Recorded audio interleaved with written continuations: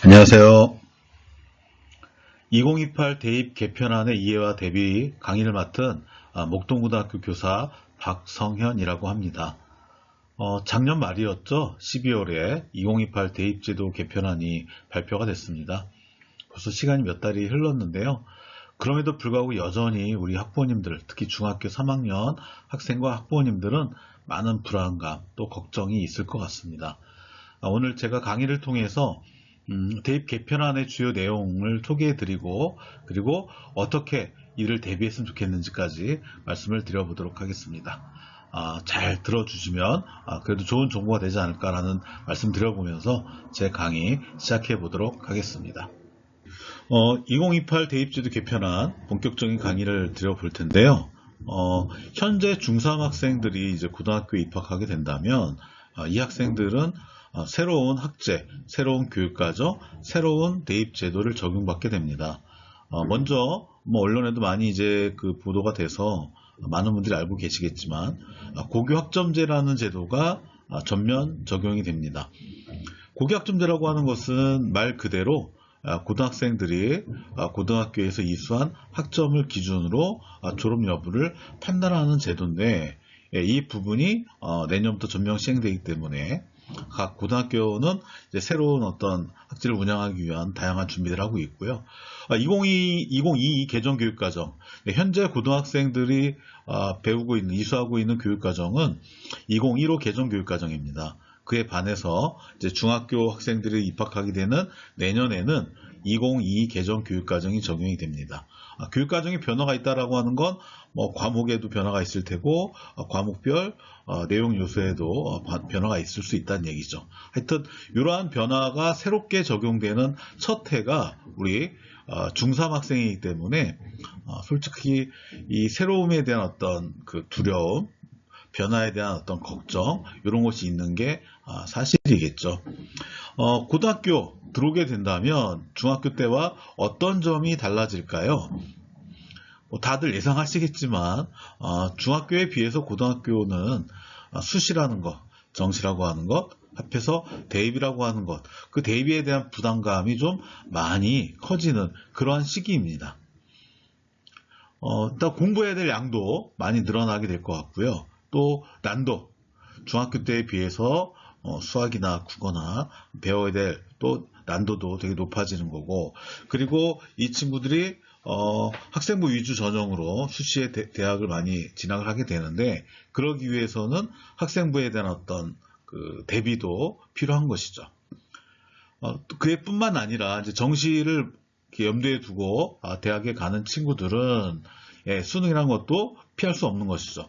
물론 이제 수시에서도 수능 최장력 기준이라는 게 있기 때문에 그것을 충족하기 위한 수능 대비는 병행이 돼야 되는 것이죠. 하여튼 이런 모든 것을 다 종합해 본다면 수시, 정시, 성적, 이런 모든 부담감이 우리 고등학생들은 참 많이 느낀다라고 할 수 있겠죠.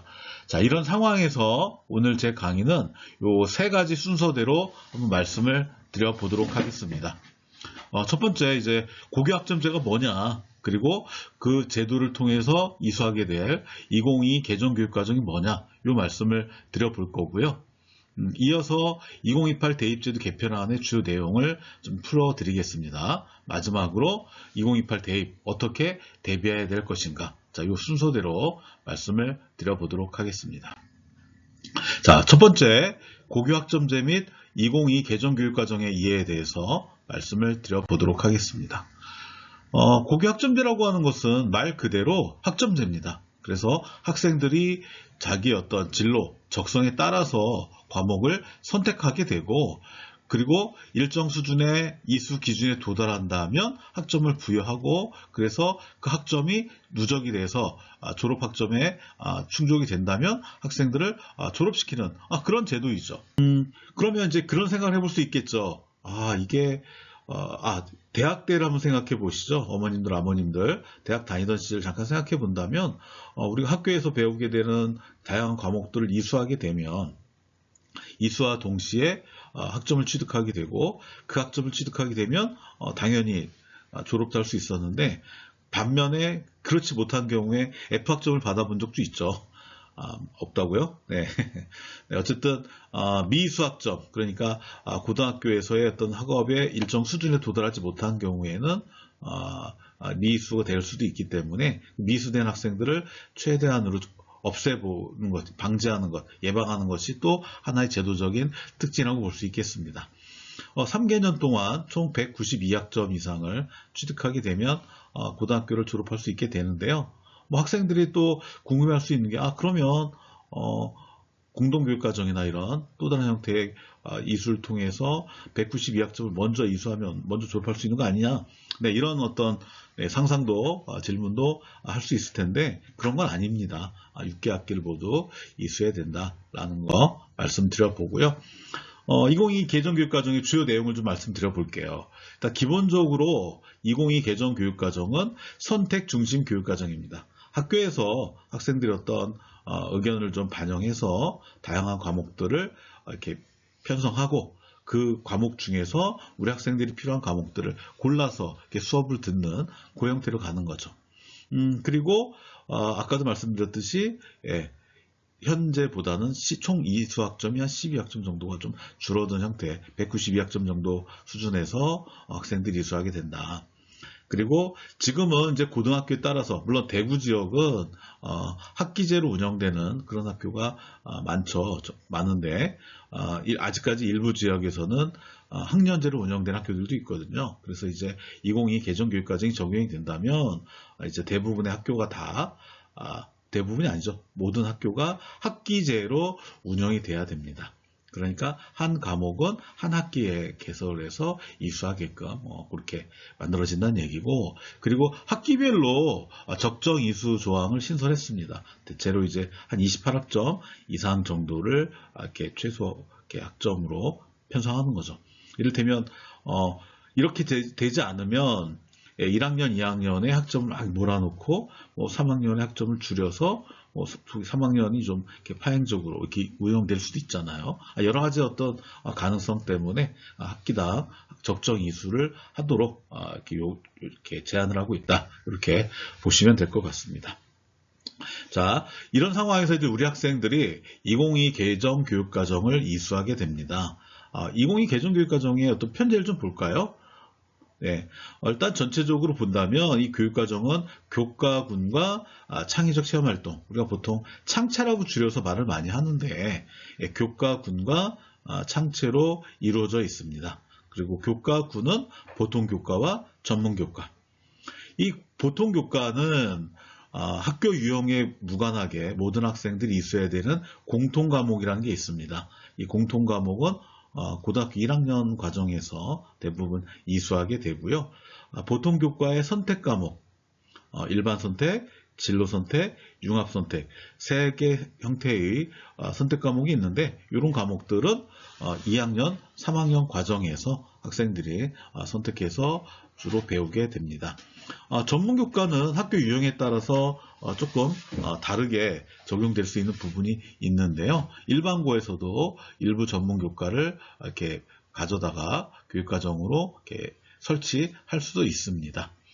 하여튼 어느 고등학교 가든지 간에 공통 과목은 1학년에서 선택 과목은 2, 3학년에서 보통 배우게 되고, 그리고 여기에는 아직 제가 말씀드리지는 않았지만 우리 학생들이 또 수능도 또 응시해야 되잖아요. 그래서 수능을 대비한 어떤 취지에서라도 교육과정이 그 수능 대비한 과목 설계가 좀 필요하다, 이렇게 말씀을 드릴 수 있겠습니다.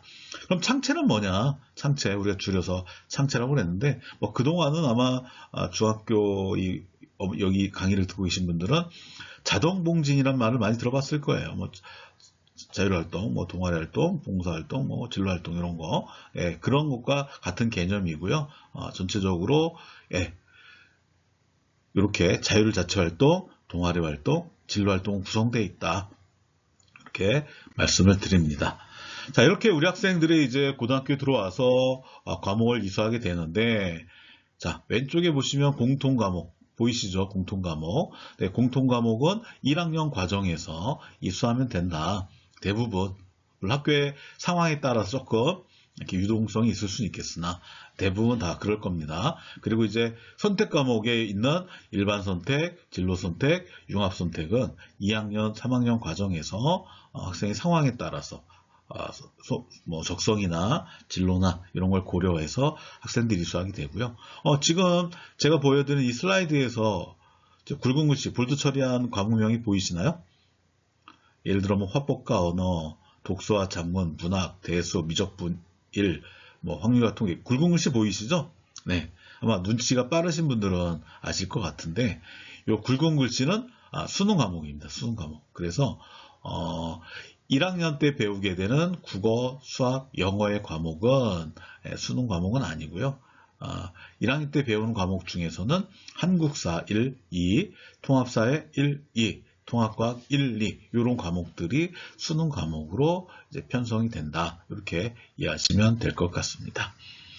국어, 수학, 영어, 사회과학 이런 과목도 있지만 다른 과목도 있겠죠, 그죠? 네, 그래서 기술, 가정, 정보 과목도 있겠고 제2외국어, 한문 과목도 있습니다. 과학계열 과목들도 있고, 그래서 이런 것들은 보통 2, 3학년 때 많이 이수하게 될 텐데, 제가 과학계열 전문 교과에다가 빨간색으로 이렇게 박스 처리를 했죠, 그죠? 네, 이건 뭐 일반고에서는 많이 이렇게 개설하는 과목은 아니지만 일반고에서도 학교적인 상황에 따라서 개설할 수도 있다. 이렇게 이해하시면 될 것 같습니다. 자, 그러면 우리 학생들이 과목별로 어느 정도의 학점을 이수해야 되느냐? 일단 국어, 수학, 영어의 경우에는 필수 이수학점이 8학점입니다. 그러니까 1학기에 4학점, 2학기에 4학점, 두 학기 동안에 4학점씩 이수하게 된다면 이론적으로는 고등학교 1학년 때 국어, 수학, 사회, 과학 이런 영역의 어떤 그 이수학점을 다 채울 수 있게 되는 거죠. 그럼 이론적으로는 2, 3학년 때 해당 교과에 해당하는 선택 과목을 선택 안 해도 되는 그런 상황도 이론적으로는 가능합니다. 물론 그렇지만 이제 학생들이 수능 준비도 해야 되고 또 수능이 아니더라도 고등학교에서 대학에서 배우게 될 다양한 전공을 이렇게 공부하기 위해서는 미리 고등학교 때 배워야 될 그런 과목들이 있다는 점 참고하시면 될 것 같습니다. 자, 여기까지가 대략의 2015 개정교육과정 이어서 적용되는 2022 개정교육과정하고 그 다음에 고교학점제에 대한 설명을 좀 드렸고요. 자, 이어서 대입 개편안에 대해서 2028 대입 개편안에 대해서 말씀을 드려보겠습니다. 아무래도 이 부분이 이 강의를 듣고 계신 분들이 제일 궁금해하는 그런 어떤 꼭지가 되겠죠. 한번 말씀을 드려보겠습니다.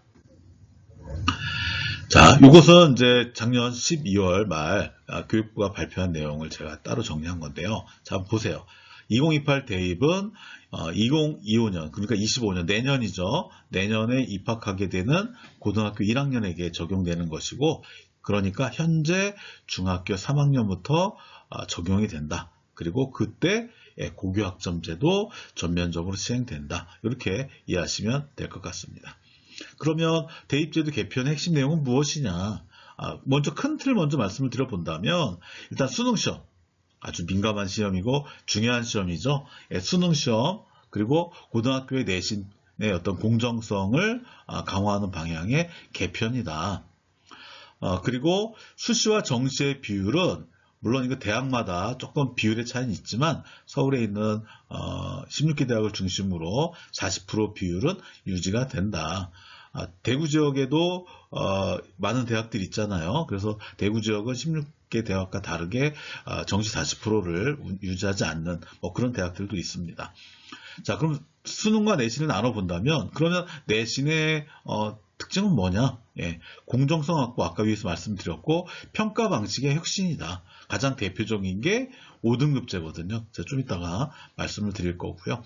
수능, 공정성 확보를 기반으로 내용적으로는 통합형 수능, 융합형 수능으로 개편이 된다. 통합형이라고 하는 건 현재 수능의 국어라든가 수학 영역 같은 경우에는 선택 과목이 존재합니다.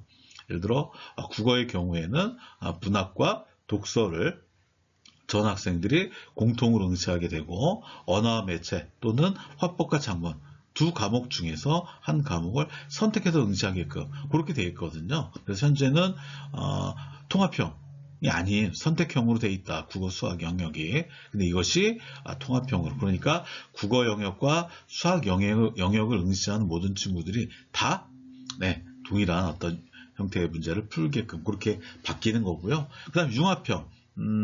현재 탐구 영역이 이렇게 물론 뭐 직탐도 있긴 하지만 사회탐구, 과학탐구 이렇게 쪼개져 있습니다. 근데 이것도 이렇게 쪼개서 학생들이 선택해서 두 과목을 응시하는 이런 형태로 가는 것이 아니고 하나의 이렇게 통으로 하나의 탐구 영역으로 학생들이 융합해서 그러니까 1학년 때 배우게 되는 통합사회하고 통합과학이 전체가 하나의 어떤 탐구 영역이다. 뭐 이렇게 이해하시면 될 것 같습니다.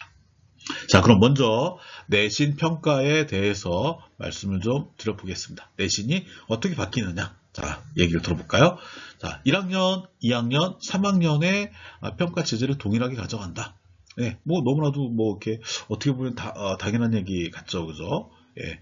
그렇지만 현재는 이제 2, 3학년의 경우에 진로선택 과목은 또 성적을 산출하는 방식이 좀 다르기도 하고 그러거든요. 하여튼 그래서 1학년, 2학년, 3학년 3개 학년의 평가 체제를 동일하게 가져간다.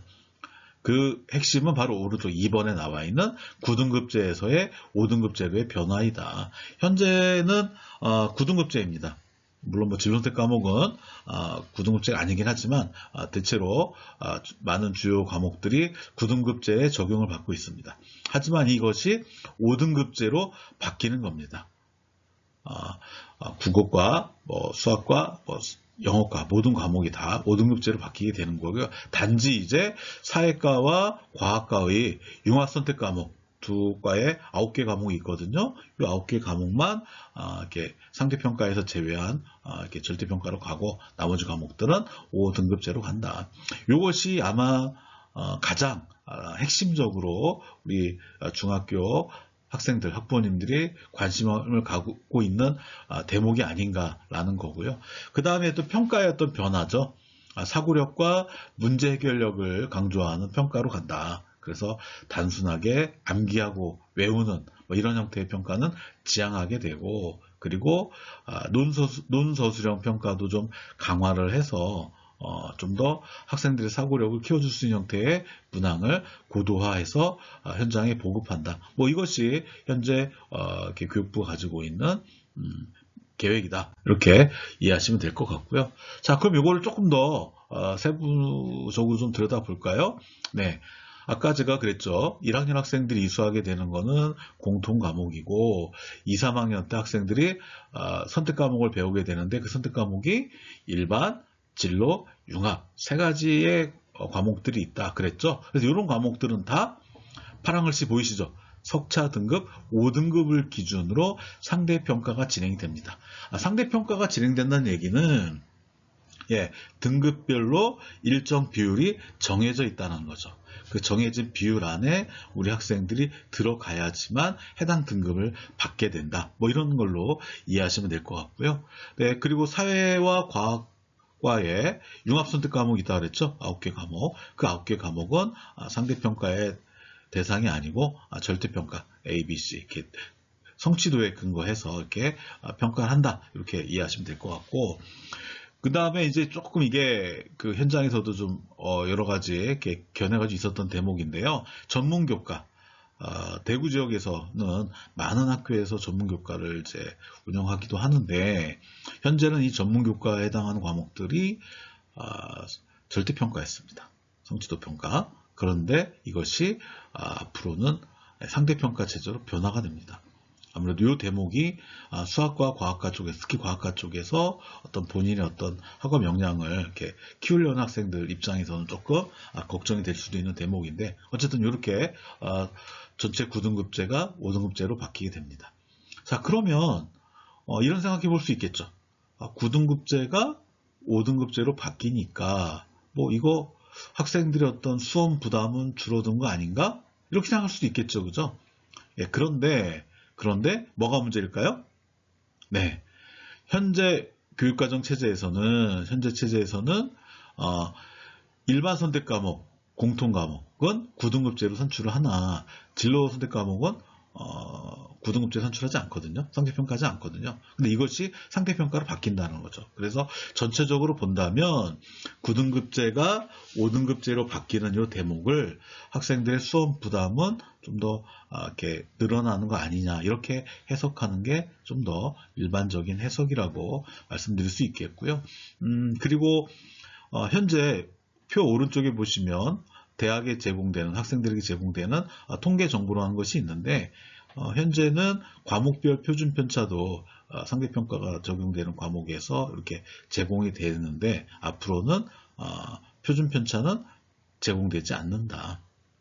그러니까 일부에서는 이 표준 편차의 어떤 크기를 가지고 학생들의 어떤 균질성, 우수성을 이렇게 입증하는 어떤 수단으로 이렇게 해석될 수도 있는데, 앞으로는 이제 과목별 표준 편차는 제공되지 않는다는 점, 이게 하나의 큰 특징이다, 이렇게 말씀드릴 수 있겠습니다.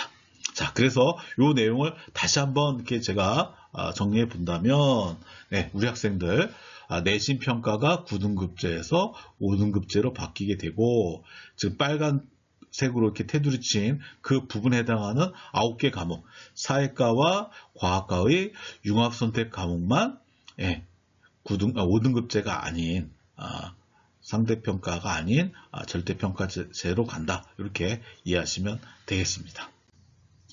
자, 전문교과, 아까도 제가 대구 지역에서는 어떤 자연 성향 학생들이 많이 있게 되고, 그 학생들이 수학과나 과학과에서 전문교과를 좀 이수한다라는 말씀을 드렸는데, 요 전문교과에 해당하는 과목이 향후에는 이제 상대평가로 적용이 된다라는 점 말씀을 드려봅니다. 자, 그러면 요거를 좀 더 이렇게 이해하기 쉽게 숫자로 한번 정리해 봤습니다. 자, 위에 표가 현행 9등급 상대평가 체제를 말씀드리는 거고요. 아래 표가 2028 개편안에서의 5등급 상대평가 표다. 자, 그래서 이걸 보시면 이렇게 색깔 보이시죠? 현재는 4%가 1등급, 7%가 2등급, 그래서 누적 11%까지가 2등급입니다. 또 3등급 구간은 12%, 4등급 구간은 17%, 그래서 누적 23%가 3등급, 40%까지가 4등급, 이렇게 등급 구간이 정해집니다. 현재는.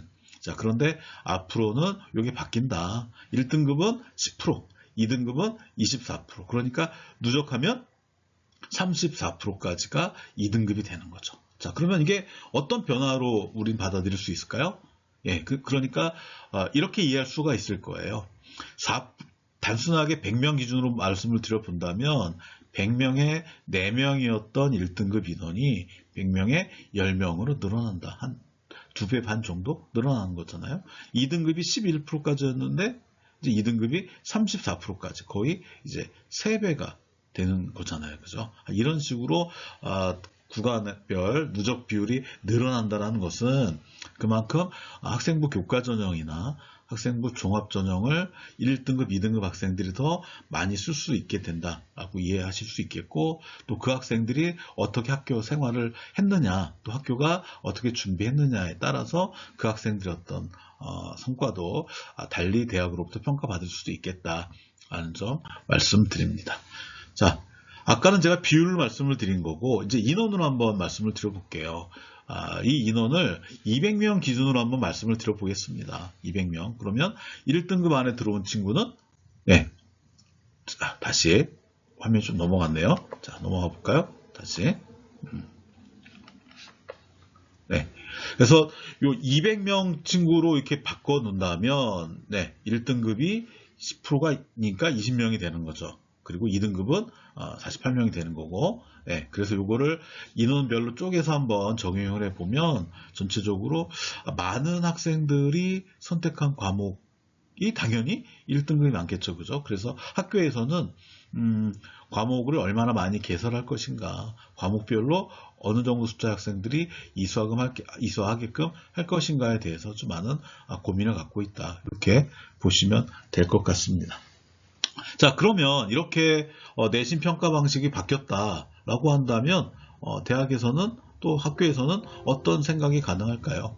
예, 일단 1등급과 2등급이 너무 넓어졌죠. 그죠? 그러니까 상위권 학생들 구간에서는 변별력이 좀 하락했다라고 보는 게 일반적인 해석인 것 같고요.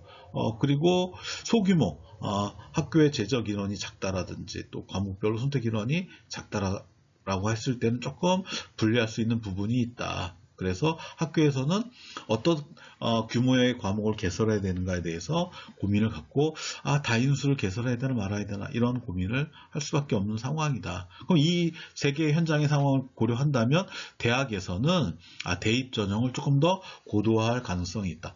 이 말이 조금 어려운 말이긴 한데요. 대입 전형을 고도한다는 게 뭐냐면 예를 들어 교과 전형의 경우에는 학생 교과 전형의 경우에는 내신 성적 위주로 우선 학생을 이렇게 한 줄로 세워서 뽑는 거잖아요. 하지만 이제 그 어떤 내신 성적에서의 어떤 변별이 좀 어렵다고 한다면 그걸 좀 더 구체적으로 이렇게 더 들여다보기 위해서 이렇게 수능 최저를 이렇게 활용한다든지 아니면 교과 전형에서도 학생부 이렇게 평가, 정성 평가를 집어넣어서 어떤 과목을 이수해서 이수 수준이 어느 정도가 되고 또 세특을 통해서 어떤 활동력을 보였는지, 충실성을 보였는지 이런 것들을 반영하는 방식의 고민을 대학은 하게 될 것이다. 라는 점 말씀드려봅니다. 이런 식으로 고등학교 현장의 내신 평가 방식이 바뀌게 된다면 당연히 대학 입장에서도 전형을 좀 더 바꾸는 그런 고민을 할 수밖에 없는 것이죠.